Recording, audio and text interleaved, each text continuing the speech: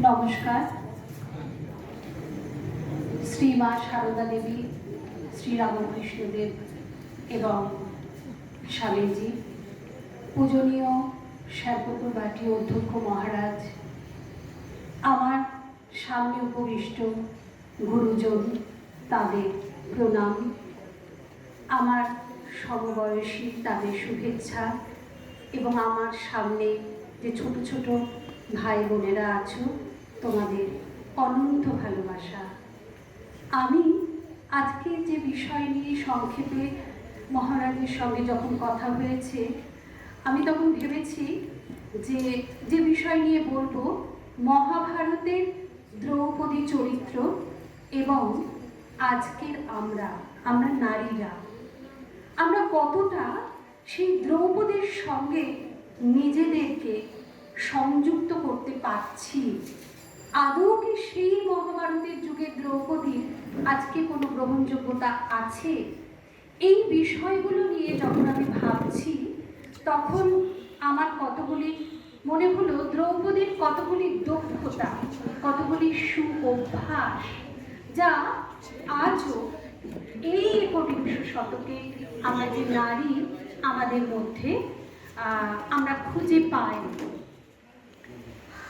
এখানে হয়তো আমি দেখব যে নারীর তুলনায় পুরুষের সংখ্যা বেশি, কিন্তু আমাদের ঘরে আমাদের মা, বোন, দিদিরা আছে, আমরা প্রত্যেকেই সেই রিলেট করতে পারবো যে কিভাবে আমরা সেই 400 খ্রিস্টপূর্বাব্দে যে রচনা শুরু হয়েছিল তার অনেকটা পরবর্তী বিস্তৃত সময় জুড়ে তা রচিতও হয়েছে, কিন্তু এই সুদীর্ঘ ব্যবধানেও কি করে আজও দ্রৌপদী আমাদের মধ্যে উপস্থিত।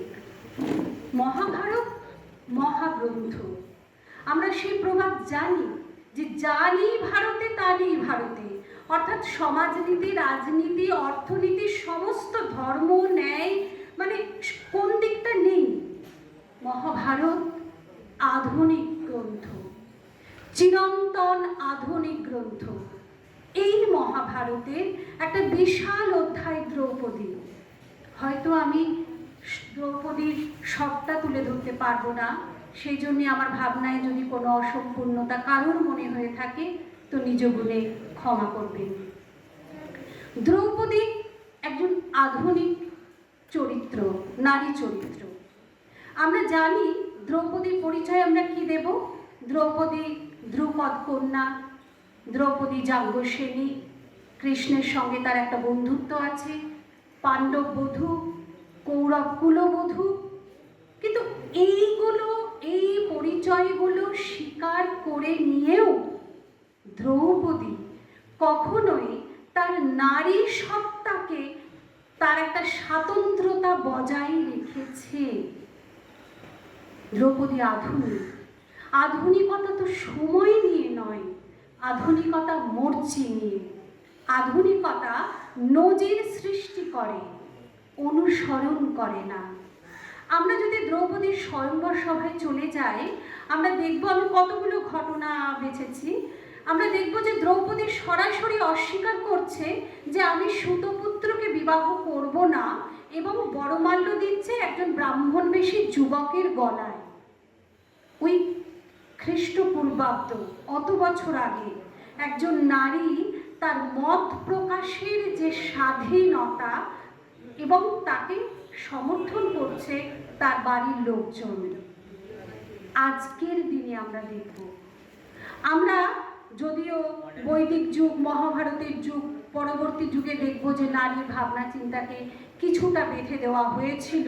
আমরা খুব কাছাকাছি শতক, যদি অষ্টাদশ ঊনবিংশ শতকে যাই, দেখব যে নারী, ছোট ছোট মেয়েদের বিয়ে দিয়ে দেওয়া হচ্ছে, ধরুন ওই মৃত্যু পথযাত্রী বৃদ্ধের গলায়, তাদের জোর করে সহমরণে পাঠানো হচ্ছে। এই বিষয়গুলো আমরা দেখব। কিন্তু এই সময় একবিংশ শতকে আমরা দেখব যে নারীর সেই মত প্রকাশের স্বাধীনতাকে ফিরে পেয়েছে কোনো পুরুষের কাছ থেকে নয়, কোনো পুরুষতন্ত্রের কাছ থেকে নয়, ফিরে পেয়েছে ওই অষ্টাদশ ঊনবিংশ শতাব্দীতেই যে নারী শিক্ষা আন্দোলন শুরু হয়েছে, অর্থাৎ নারীরা নিজের মধ্যে আবার আত্মবিশ্বাস, আত্মশক্তি জাগাতে পেরেছে। এই যে এক্ষুনি ডিবেট হয়ে গেল, আমরা দেখলাম আমাদের চোখের সামনে যে এই নারীরা কত সুন্দরভাবে পক্ষে হোক বিপক্ষে হোক নিজেদের মতামত প্রকাশ করছে। ফলে দ্রৌপদীর সেই সময়ে দ্রৌপদীর যে স্বকীয়তা, আজকের দিনের মেয়েদের মধ্যে সেই মত প্রকাশের স্বাধীনতাকে আমরা খুঁজে পাই। আমরা দ্রৌপদীর আরেকটি দক্ষতা আত্মসংযম। যে মেয়েটি স্বয়ংবর সভায় মালা দেয় একজন ব্রাহ্মণ বেশি যুবকের গলায়, শ্বশুরবাড়ি এসে মাতৃ আদেশে তাকে 5 পতিকে বরণ করতে হয়, এবং সে যাকে ভেবেছিল যে তার প্রিয় সেই তাকে বলে, প্রথমে যুধিষ্ঠির, তারপরে ভীম, তারপরে সে, তারপরে নকুল সহদেব। বা আমরা যখন দেখি রাজসভায় দ্রৌপদী লাঞ্ছিত হচ্ছে, বিপর্যস্ত হচ্ছে, তখন দ্রৌপদী ধার্মিকের মতো, নৈয়ায়িকের মতো ধর্মবেত্তাদের কাছে প্রশ্ন রাখছে। ধৃতরাষ্ট্র যখন দ্রৌপদীকে বলছে যে বর প্রার্থনা করতে, দ্রৌপদী প্রথম বরে আমরা জানি যুধিষ্ঠির, তার পরের বরে তার স্বামীদের উদ্ধার করেন। দ্রৌপদী সেই তরুণী যে বিপর্যস্ত অবস্থা থেকে তার স্বামীদেরকে উদ্ধার করছে, কিন্তু ধৃতরাষ্ট্র বলছে আরও বর প্রার্থনা করতে। দ্রৌপদী বলছে ক্ষত্রিয়র পক্ষে 2 বরই শ্রেয়। দ্রৌপদী থামতে জানে। এই মেয়েটি এতটা লাঞ্ছিত হয়েও আত্মশ্রদ্ধা হারায়নি। তাই সে, তাহলে আত্মশ্রদ্ধা হারালে সে বরের পর বর চেয়ে যেত না, চায়নি। সে জানে সে কোথায় থামতে হবে। এই যে সংযম, আমার মনে হয় এই সংযমের দ্বারা সে যেমন শ্রদ্ধা অর্জন করছে, তেমনই প্রকারান্তরে তার স্বামীদের বুঝিয়ে দিচ্ছে যে তোমাদের উদ্ধার করলাম, বাকি যা কিছু পুনরুদ্ধার তোমাদের বীরতা দিয়ে করতে হবে। আমরা আজকের দিনে ফিরে আসি। এই আত্মসংযম, আমি একটি প্রতিষ্ঠানের সঙ্গে যুক্ত। আমরা দেখি আজকে নারীদের অনেকেই, ব্যতিক্রম নিশ্চয়ই আছে, কিন্তু বেশ এটা বুঝতে পারি যে কোথাও হয়তো আমাদের আত্মসংযম একটু স্খলিত হয়ে যাচ্ছে। আমার মনে হয় যে সেই জায়গাটা আমাদের দ্রৌপদীকে অনুসরণের জায়গা। আত্মরক্ষা। ধ্রুপদের বাড়িতে দ্রৌপদী জ্ঞান শিক্ষা হয়েছিল, অস্ত্র শিক্ষা হয়েছিল। আত্মরক্ষার জন্য তো শুধু অস্ত্র শিক্ষা নয়, বুদ্ধি শিক্ষাও দরকার। এবং সারা মহাভারত জুড়ে আমরা দেখছি যে দ্রৌপদীকে কিভাবে নিজেকে রক্ষা করতে হয়েছে। সে জয়দ্রুত হোক কি চক হোক, যে কোনো পরিস্থিতিতেই আমরা দেখেছি কামক পুরুষের হাত থেকে এই নারীকে নিজেকে বারবার রক্ষা করতে হয়েছে। আজ আমরা স্কুলে স্কুলে দেখি, মেয়েদের স্কুলে স্কুলে দেখবো সেলফ ডিফেন্স কোর্স হচ্ছে, মেয়েদেরকে ক্যারাটে শেখানো হচ্ছে, জুডো শেখানো হচ্ছে, বলা হচ্ছে আত্মরক্ষার জন্য।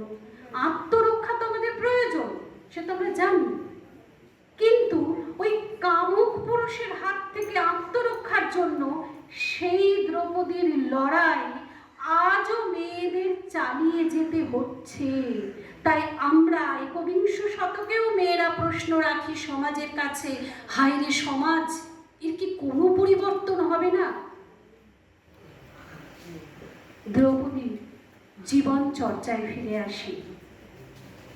সত্যভামা এসে দ্রৌপদীকে জিজ্ঞেস করছে যে তোমার এই যে 5 স্বামী, তুমি কি করে বশে রাখো 5 স্বামীকে? তো দ্রৌপদী ন্যায়ের কথা বলছে, সততার কথা বলছে, নিষ্ঠার কথা বলছে। তারপরে দ্রৌপদী জানাচ্ছে যে সে সবারই আগে ঘুম থেকে ওঠে, সারাদিন পরিশ্রম করে, রান্নাবান্না, খেতে দেওয়া, সব কিছু করে সে ঘুমোতে যায় সবারই শেষে। বুদ্ধিমতী নারী বোঝাতে ভুলে যায়নি যে এই সময় সত্যভামাকে যে পাণ্ডবদের রাজত্বের আয় ব্যয়ের হিসেব একমাত্র দ্রৌপদীই জানেন।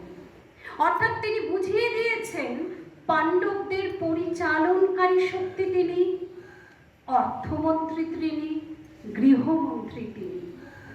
আজকের দিনে ফিরে আসি, দ্রৌপদীর এই যে গৃহ সেবা পরায়ণ মনোভাব আজকের দিনের মেয়েদের মধ্যেও আছে। অনেকে অনেক রকম কথা বলতে পারেন, আমি তা বিশ্বাস করি না।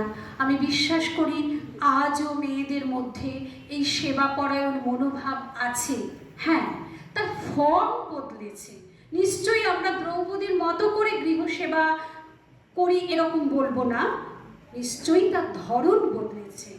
কিন্তু আমি দেখেছি উচ্চ উপার্জন থেকে নিম্ন উপার্জন পর্যন্ত, আমার প্রত্যক্ষ অভিজ্ঞতা থেকে বলছি, মেয়েরা ঘর এবং বাইরে সমান তাকে সামলাচ্ছে।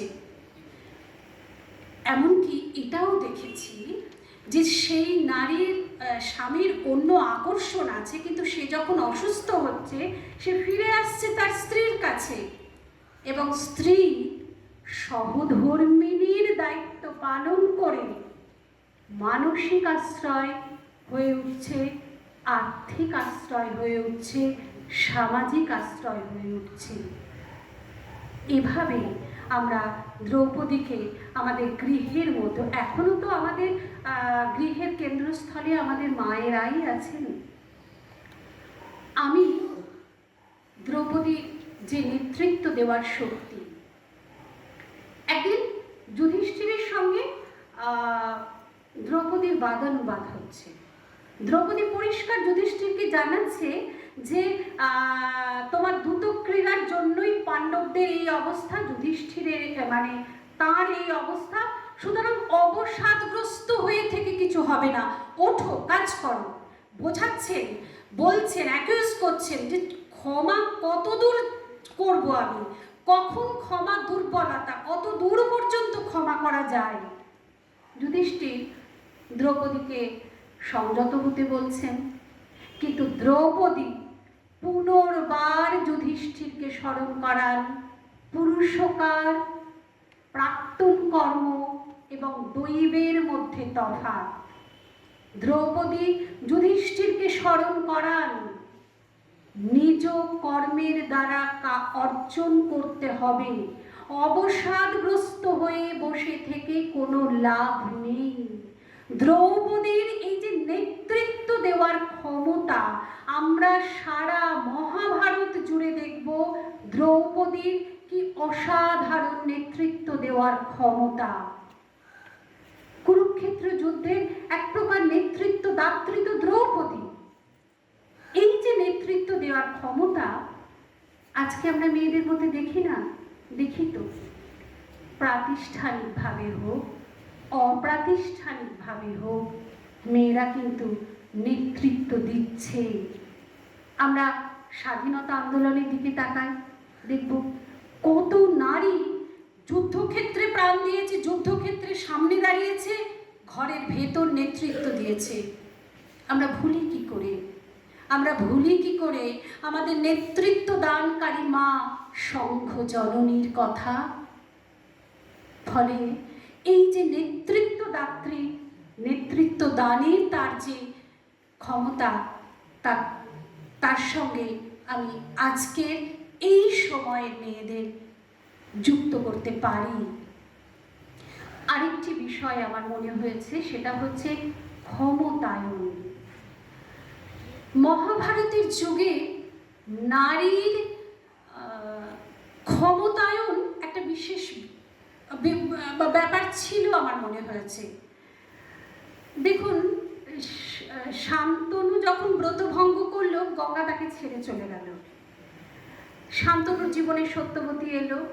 সত্যবতী শান্তনুকে এমন কিছু শর্ত দিল যার জন্য দেবব্রতকে ভীষ্ম হতে হলো, এবং সত্যবতী শান্তনুর ঘরে এসে আমরা দেখব যে সে মানে গৃহটা এমন করে পরিচালনা করতে লাগলো যে তার আঁচ বাইরেও আসতে লাগলো। আমরা পরবর্তীতে কুন্তিকে দেখি, আমরা দ্রৌপদীকে দেখি যে এই ক্ষমতায়নের ব্যাপার। এবার এই বিশ্বায়নের যুগে নারীদের ক্ষমতায়ন যে একটা বিশিষ্ট ব্যাপার তা বলাই বাহুল্য। ক্ষমতায়ন মানেটা কি? ক্ষমতায়ন হচ্ছে আমার জীবিকা বা আত্ম উপলব্ধি থেকে সিদ্ধান্ত নেওয়ার প্রক্রিয়ায় অংশগ্রহণ এবং সিদ্ধান্ত নেওয়া। সেটা আমরা মহাভারতের যুগেও দেখি, সেটা আমরা বর্তমানে এই যুগেও দেখি। আর ধর্ম, দ্রৌপদী সত্যের জন্য, ন্যায়ের জন্য, এই যে এক্ষুনি ডিবেটে ধর্ম নিয়ে কথা হচ্ছিল, আমার মনে হয় ধর্ম তো হচ্ছে আত্মশুদ্ধি, যা দিয়ে আমি নিজেকে নিজের উত্তরণ ঘটাতে পারবো। দ্রৌপদী সেই স্বপ্নের ভারতকে দেখেছিলেন যেখানে তিনি ন্যায়ের প্রতিষ্ঠা, সত্যের প্রতিষ্ঠার কথা ভেবেছিলেন। আজকের নারীরাও সেই পথেরই পথিক। আরেকটি কথা মনে হয়, এই নারী তার সারা জীবনে ওই 300 সহ্য করো সহ্য করো সহ্য করো প্রচুর সহ্য করেছেন, এবং সহ্য করে তিনি মহাভারতে একটি প্রণিধানযোগ্য চরিত্র, আলোকবর্তিকা হয়ে উঠেছেন। সেই যে শুরু হলো বোধহয় স্বয়ংবর প্রথার পর, সভার পর থেকে সহ্য করা, কুরুক্ষেত্রের যুদ্ধ যখন শেষ হয়ে যাচ্ছে, অশ্বত্থামা তার সন্তানদের, অভিমন্যুকে মানে তার সন্তানদের যখন হত্যা করছে, তখনও সহ্য করছে সেই মায়ের হৃদয়, কিন্তু সে বলছে অশ্বত্থামাকে হত করতে হবে, অন্যায়কে দমন করতে হবে। এই যে নারীর একটা তীব্রতা, দৃপ্ততা, দৃঢ়তা আমরা আজকের নারীদের মধ্যে খুঁজে পাই। আর একটি কথা মনে হয়, দ্রৌপদীর যে বেদনা, সেই বেদনার কথা ব্যাখ্যা করে নাইবা বললাম, কিন্তু আমরা জানি সারা মহাভারত জুড়ে এই নারী কত বেদনা সহ্য করেছে। আজকে তাই আমার মনে হয় মহাভারতের যুগের দ্রৌপদী আজ 21 শতকে কোনো একটি নারীর মধ্যে নয়। ওই একটি নারী আজকে গ্রামে গঞ্জে, শহরের উপান্তে, সারা ভারতবর্ষে ছড়িয়ে আছে হাজার নারীর মধ্যে তার সুঅভ্যাস, তার দক্ষতাগুলো নিয়ে। মহাভারতের সেই আলোকবর্তিকাকে স্যালুট জানাই আমরা সবাই। আজকের দিনে একজন নারী হয়ে আমি অন্তত জানাই। ধন্যবাদ। রামকৃষ্ণ মঠ শ্যামপুকুর পার্টির পক্ষ থেকে প্রফেসর সুতপা মুখার্জি